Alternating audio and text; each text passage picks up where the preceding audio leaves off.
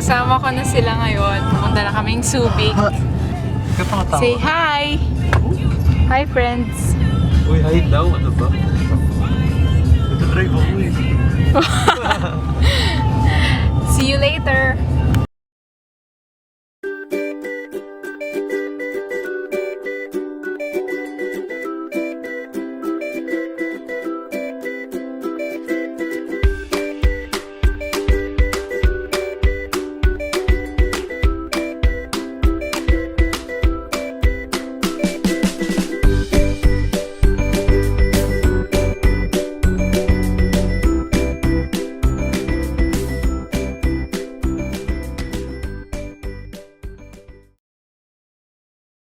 So dahil sa pagbaba ng income tax, plano naman nilang taasan yung excise tax para mabawi daw yung mga yung mga pagkukulang sa pagkokolekta ng income tax natin. So pag ganun yung ginawa nila, malaking tinik yun, malaking issue yun para sa mga mahihirap. Kasi unang-una, marami silang binibili sa kanilang pang-araw-araw na mga ginagamit. Tsaka sila talaga yung pinaka-maapektuhan.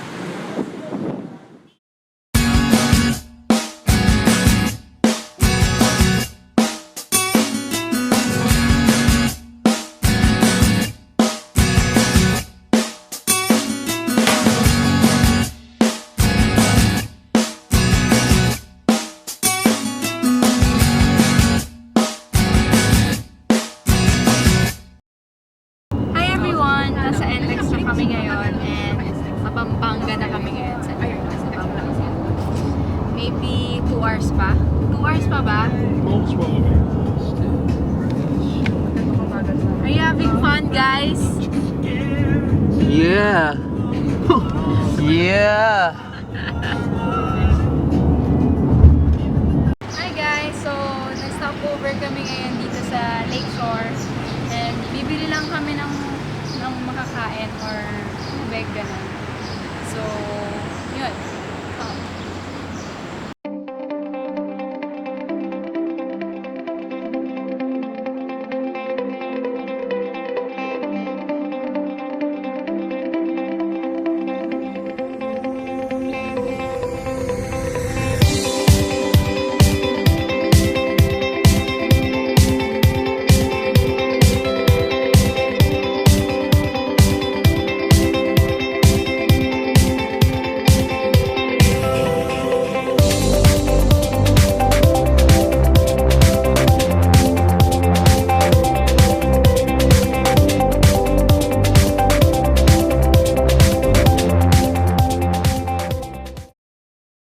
Hi guys! Nandito na kami sa Subic! Go! Ito, tingnan nyo. O, tignan nyo daw. Mga sakyan ng pandagat. Miss, ako to si Liwag Rafael Lorenzo. Ako yung may hawak ng camera mostly. So, baka hindi nyo makita. Okay na.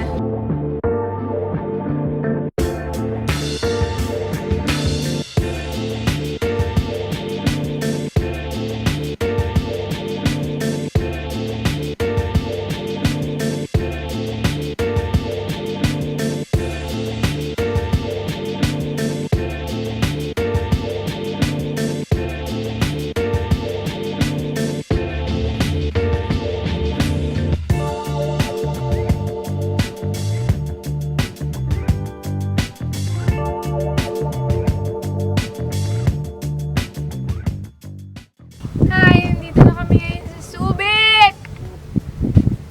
Yun. Hi.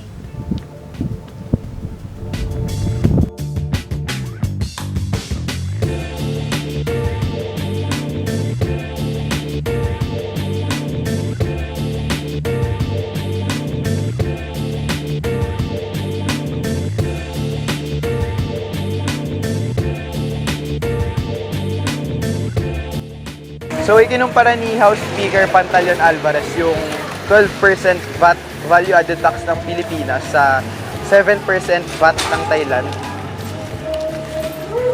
Parehas lang yung nakukuha nilang GDP o Gross Domestic Product na 4.3%. Kahit na mas mataas ng 5% yung VAT ng Pilipinas kasi sa Thailand.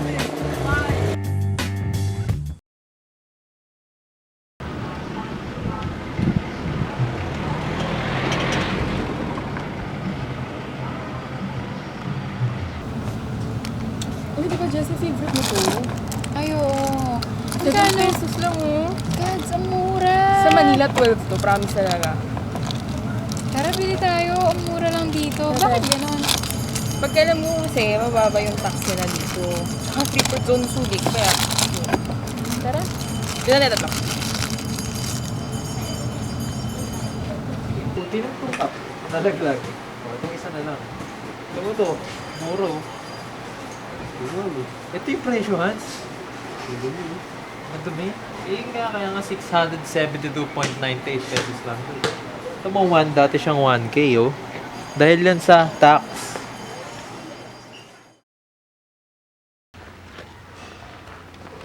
Bibili mo ako. Hi guys, so nandito kami ngayon sa Basco. Bascos pala. Kakain kami ng lunch. Here.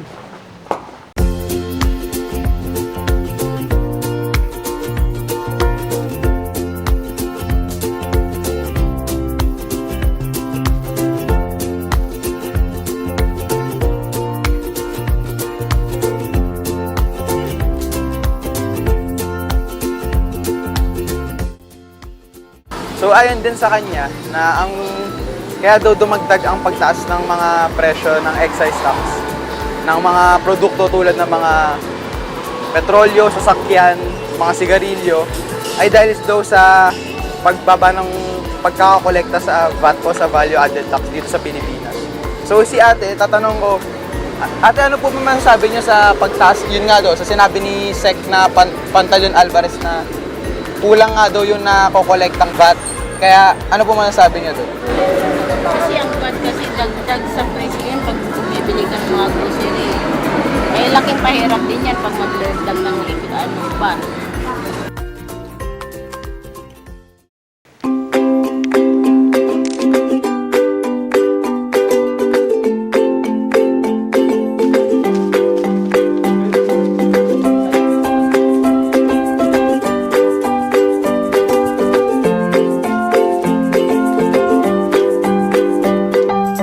Hi everyone! Nandito kami ngayon sa El Caballo Waterfall.